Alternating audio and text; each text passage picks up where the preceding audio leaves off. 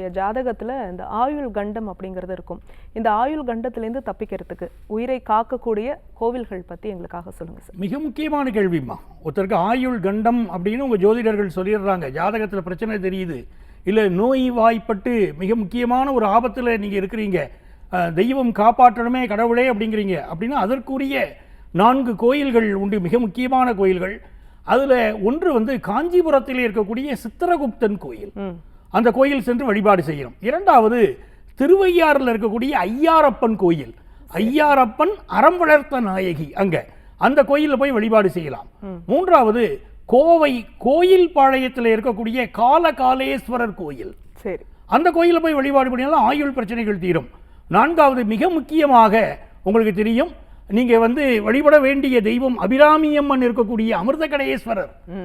அமிர்தகடேஸ்வரர் திருக்கடையூர் சென்று வழிபாடு செய்தாலும் ஆயுள் பிரச்சனைகள் முழுமையாக விலகுவதை கண்கூடாக பார்க்கலாம்.